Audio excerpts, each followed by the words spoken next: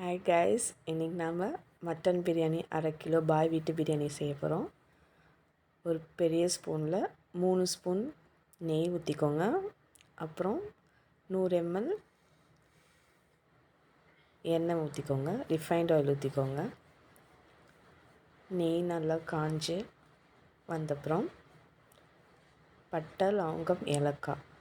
நான் 1/2 கிலோவுக்கு 4 பட்டை, 4 லவங்கம், 4 ஏலக்காய் போட்டிருக்கேன். அப்புறம் 3 பெரிய வெங்காயம் நல்லா ஸ்லைஸ் பண்ணி நெய்யில் ஃப்ரை பண்ணிக்கோங்க. நல்லா கோல்டன் ப்ரௌன் வரைக்கும்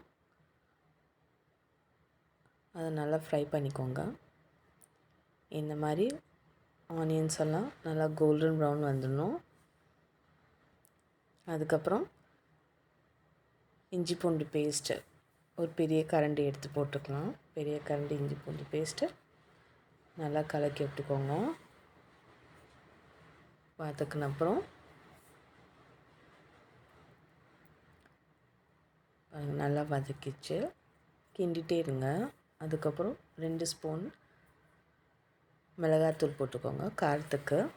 இப்போ போட்டால் உங்களுக்கு நல்லா காரமாக இருக்கும். அந்த எண்ணெய்லேயும் நெய்லேயும் அது நல்லா ஃப்ரை ஆகி கலரும் நல்லா தரும் உங்களுக்கு பிரியாணிக்கு.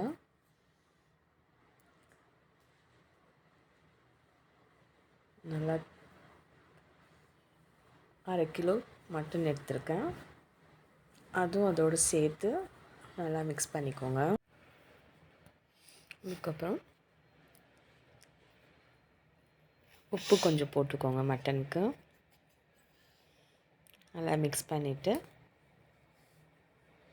1 ஸ்பூன் கரம் மசாலா.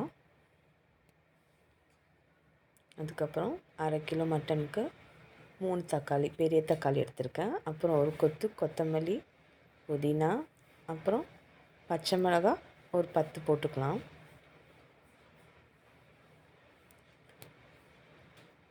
அப்புறம் நல்லா மிக்ஸ் பண்ணிவிட்டு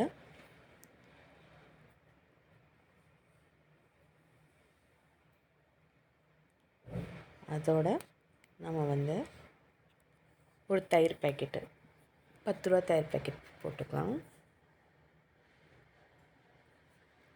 நல்லா மிக்ஸ் பண்ணிவிட்டு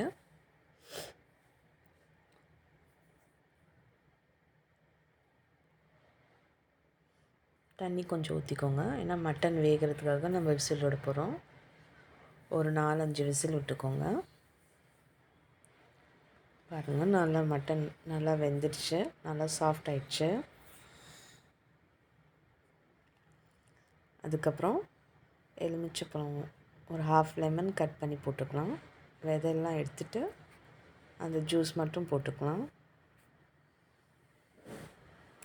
மட்டன் நல்லா வெந்தப்புறம் எலுமிச்சைப்பழம் போடணும்.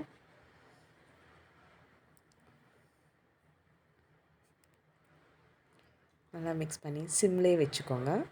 அதுக்கப்புறம் நம்ம 1 கிலோ ஒரு கிளாஸ் அரிசிக்கு 1.5 கிளாஸ் தண்ணி ஊற்றிக்கலாம். நம்ம 1/2 kg பண்ணுறதுனால.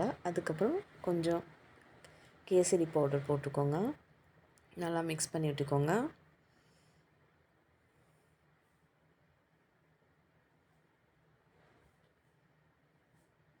தேவையான உப்பு போட்டுக்கோங்க.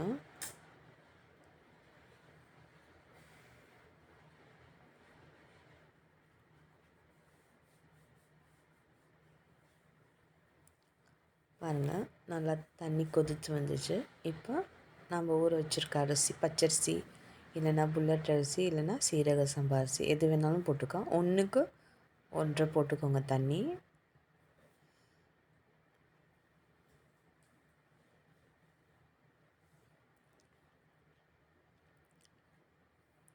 அரிசி போட்டாச்சு.